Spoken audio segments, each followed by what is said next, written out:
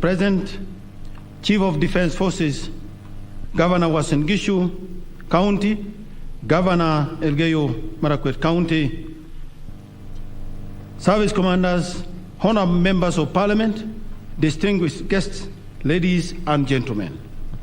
Your Excellency, on behalf of the entire Recruits Training School fraternity, allow me to welcome you to the school and also to thank you most sincerely for finding time from your busy schedule to be with us today. Your Excellency, on parade before you are the new soldiers who have just taken their oath of allegiance. They will from here join various services of the Kenya Defence Forces to assume their respective duties to defend our nation. May I now kindly request you to address the new soldiers and give them your wise counsel. Your Excellency, sir.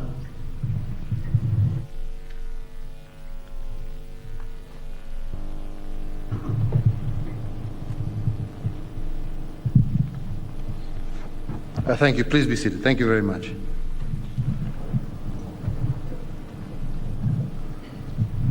The graduates, distinguished ladies and gentlemen, let me say it gives me great pleasure to preside over today's passing out parade for the graduates joining the ranks of the Kenya Defence Forces. To all of you, I extend my hearty congratulations to you, the graduates of this second cohort of 2021-22, for successfully completing the basic military training course. I have been informed that this has been a very rigorous training to test your tenacity, your bravery, including your body, mind, soul, and spirit. That if you do not have what it takes, you may not be able to get to the finishing line. So for this reason, each one of you is deserving a hearty congratulations, not just from myself and your families, but from all Kenyans in general. Let me also register my appreciation to the CDF service commanders and all officers serving in senior ranks of our military for also being outstanding stewards of the proud tradition of our defense forces, and I congratulate all of them for a job well done. Today, I will apply myself to only 4 key messages, and 3 of these go to you, the graduates. I want to speak to you because our great nation is a nation of young people, but it is also a nation of believers.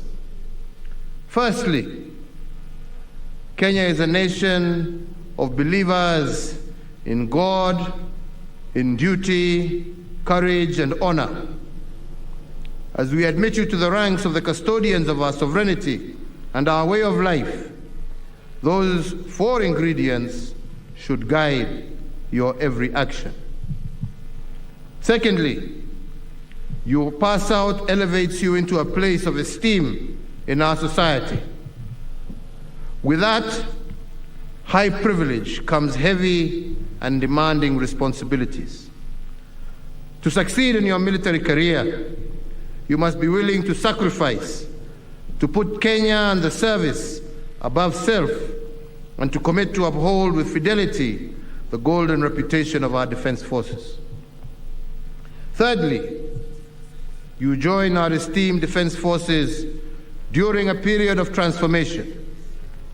Over the last 9 years, in recognition of the importance of peace and security to the realization of our development agenda, we have undertaken the most consequential and of our military in our nation's history. We have done this by tooling and retooling our military, addressing the welfare of our military officers and all security organs in a way that has inspired hope in the possibilities of our nation. And thirdly, by investing heavily in training and skills development. Your health care facilities, accommodation, remuneration, and allowances and your overall terms and conditions of service have been vastly improved. We have gone further now to enact a law that creates safeguards for your retirement and also facilitates the integration of anyone incapacitated or severely wounded in the course of his or her duties. And to seal this guarantee, on 15th of June this year, I had the honor and privilege of assenting into law the Military Veterans Act. Fellow Kenyans, the fourth limb of my message today reflects on the weight of decisions that I have had to make as Commander-in-Chief to foster the safety of every Kenyan. Over these years, some of the most agonizing decisions were ones that would put our soldiers in harm's way. They were difficult decisions because officers are our children, and when they go out on any mission in defense of our borders at home or abroad, I know too well that they would either return hoisting our national flag or return wrapped in the same flag. Regrettably, in the course of their dutiful service, some of our soldiers made the ultimate sacrifice, while others have been wounded. So at a moment like this, as the political tempo towards the upcoming election rises, we are called upon to reflect the sacrifice made by many and the scars borne by our sons and daughters following their service to and in defense of Kenya. So to all our officers in all our disciplined service, let me say that I shall never tire of thanking you for your bravery, excellence, and dedication. You are the spear of our safety, our shield against those who would wish to do us harm, and a beacon of inspiration for the entire nation. As a modern and versatile military, KADF has embraced unfamiliar roles, but has also excelled in them.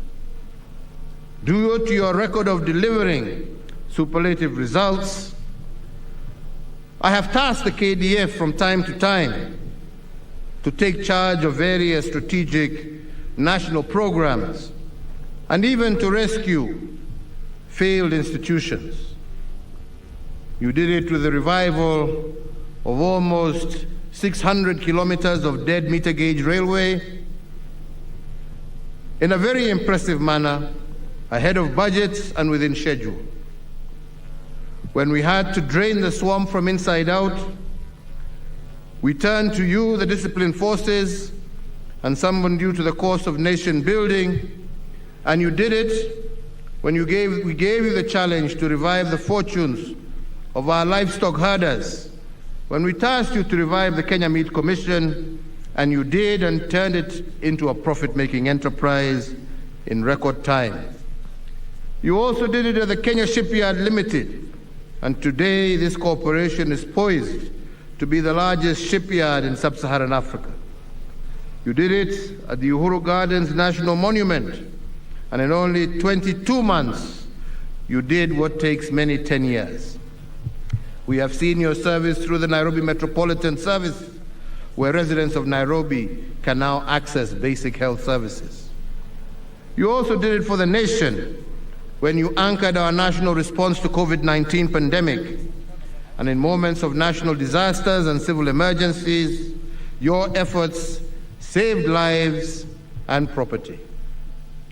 So we see it in every day, and we are grateful for that work. So ladies and gentlemen, I once again thank all our security officers for all that you do. And in the same time, I wish you, our graduates, well as you join the ranks of those who have come and gone before you. Leaving here, you carry with you the respect and the abiding admiration of an entire nation. Your charge now is to protect our sovereignty and to a lifetime of duty, honor, and courage in the service to our nation that we are all devoted to. I urge you to guard the legacy bequeathed to you by your predecessors, adhering to all norms and values as prescribed in the oath of allegiance. And indeed, my message to you is that you must always be above reproach. As your Commander-in-Chief, I know and I am confident that you will not disappoint your compatriots. I am confident that the knowledge and skills you have acquired are and will be an enduring value to not only yourselves, but to our country as well. And may this ceremony today mark the beginning of a distinguished military career as you report to your respective services, formations, and units in the service of Kenya. To the Defense Forces leadership, the Commandant of the school, all officers and service members in the Recruits Training School, once again we salute you for the commendable work whose fruits we see before us today. I also extend our gratitude to the parents and guardians of these recruits passing out today. An entire nation shares in the joy of your sons and daughters answering to the call of service. Nasema Mungu awabariki, Mungu awalinde, mukiendelea kutekeleza kazi ya kulinda nchi yetu. Mungu awaongoze na aweke vyema. Twawatakia nyote kila laheri. Asanteni sana.